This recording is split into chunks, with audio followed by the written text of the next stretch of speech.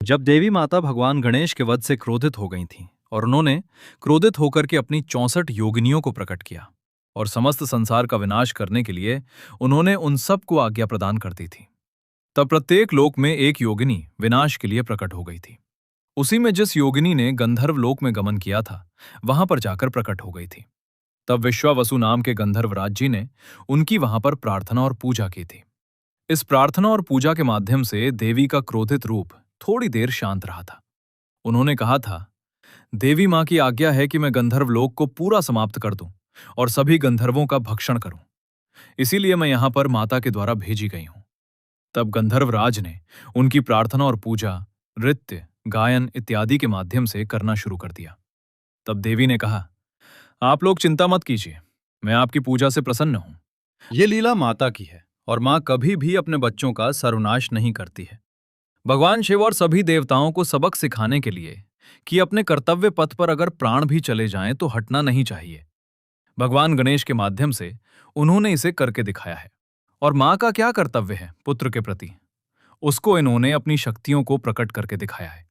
इसीलिए मैं यहां पर प्रकट हुई हूं, किंतु मैं जानती हूं माता श्री की महिमा को, इसलिए मैं आपकी पूजा से संतुष्ट हूं।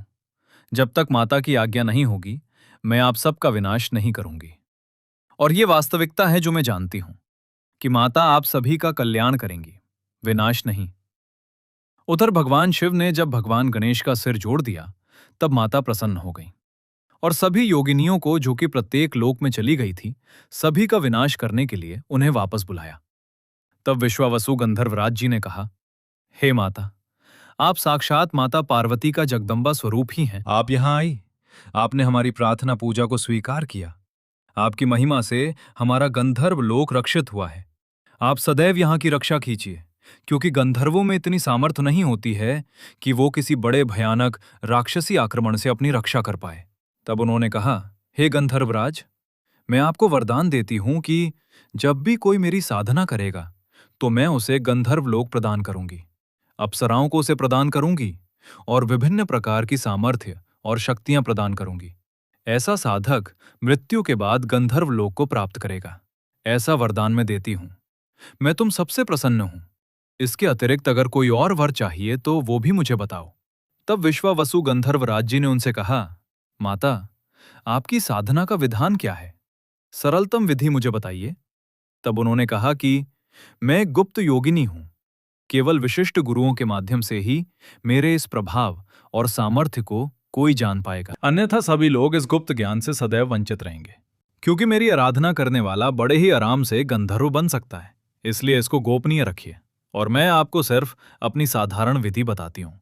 मेरी गोपनीय विधि को केवल गुरु से प्राप्त करना चाहिए, लेकिन मैं साधारण सभी के लिए मेरी साधारण पूजा का विधान बताती हूँ कि जब भी पूर्णिमा का दिन आए, उस दिन एक बाजोट पर सफेद वस्त्र बिछाकर उस पर एक 4 भुजाधारी हाथों में 4 प्रकार के भाले लिए हुए देवी को दर्शाया जाए, जो कि मेरी प्रतिमा होगी। ये प्रतिमा शुद्ध सफेद रंग की बनाई जाए, क्योंकि गंधर्व लोक आने पर मेरा रंग श्वेत हो जाता है।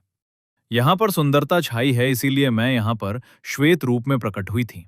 आप सभी का नृत्य और गायन देखकर मैं बहुत प्रसन्न हुई, इसलिए पूर्णिमा की रात को मेरे मंत्रों का जाप करते हुए जो रात भर नृत्य करेगा, उसे मैं सहज रूप से वरदान दूंगी, उसको प्रसन्न होकर सिद्धियां प्रदान करूंगी। इस प्रकार आप मेरी सरल विधान को सुने। सामने बाजोट पर सफेद रंग का वस्त्र बिछाकर उस पर मेरी 4 भुजा वाली मूर्ति सफेद रंग की स्थापित करें। आगे शुद्ध देसी सफेद रंग की गाय का घी का दीपक जलाकर अखंड स्थापित करें। पूर्णिमा की रात्रि में सामने बैठकर सफेद रंग की हकीक की माला से मंत्रों का जाप करें, अथवा स्फटिक की माला से मेरे मंत्रों का जाप करें और मेरे इस सरल विधान को गुरु मुख से प्राप्त करें। उनसे आज्ञा लेकर पूजा पाठ संपादित करें। उस दिन व्यक्ति केवल 24 घंटे पहले से शुद्ध और पवित्र चीजों में केवल सफेद रंग की, जैसे कि दूध, खीर, दही का ही सेवन करे। अगर व्यक्ति दही का सेवन करे तो उसमें भी नमक ना डाले। नमक की सारी चीजें वर्जित रहेंगी। केवल शुद्ध मिठास लिए हुए कोई भी वस्तु दूध, दही और खीर इत्यादि में वो डाल सकता है।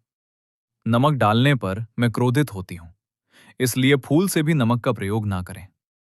इस प्रकार रात्रि को भोजन करने के बाद शुभ समय देखते हुए जैसे ही पूर्णिमा का चांद निकल आए, मेरी पूजा की व्यवस्था कर शुद्ध जल से स्नान कर, सफेद वस्त्रों को पहनकर, सफेद रंग की भेड़ की खाल की बने आसन पर बैठे, अथवा सफेद रंग की भेड़ की खाल की बने आसन पर बैठे, अथवा सफेद रंग के ऊनी कंबल पर बैठ जाएं।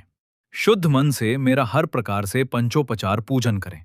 पूजन करने के पश्चात मेरे मंत्र को गाते हुए, नृत्य करते हुए, सहज और सरल भाव से मेरी छवि को देखते हुए, शुद्ध रूप से पवित्र और शुद्ध मन से रात भर नृत्य करते हुए मेरा भजन करें, तो सुबह सूर्य का प्रकाश निकलने से पहले मैं उसे दर्शन देती हूँ, और इस दर्शन को प्राप्त करने पर मुझसे मनचाहा वरदान प्राप्त कर सकता है। अगर एक बार भी वर्ष में वो मेरी साधना करता है, तो वर्ष भर मैं उसकी रक्षा करती हूँ।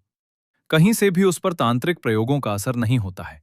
मेरा प्रभाव सदैव सात्विक होता है।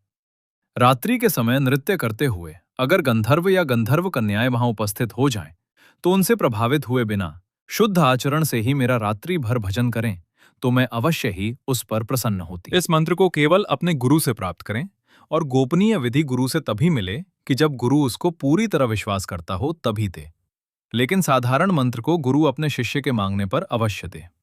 जो इसे पूर्णिमा को करना चाहता है, मेरी प्रसन्नता के लिए दूध या खीर को अपनी छत पर रखकर उसे छोड़ दे। रात्रि के समय मेरी सहायक सेविका योगिनी शक्तियां आकर उसे चखती हैं और बहुत ही प्रसन्न होकर उस प्रसाद को ग्रहण करती है। जब वो साधना करे तो वहां कोई आसपास उपस्थित ना हो, और अगर खुले आकाश के नीचे करे तो बहुत ही उत्तम है।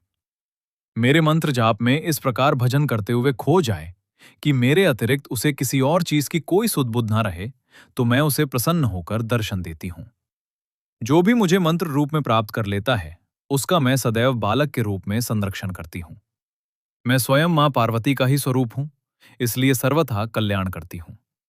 जैसे मैंने गंधर्व का कल्याण किया, ये वही गंधर्व रहस्य है जिसे भगवान शिव ने आदिकाल में भगवान श्री कृष्ण को कहा था।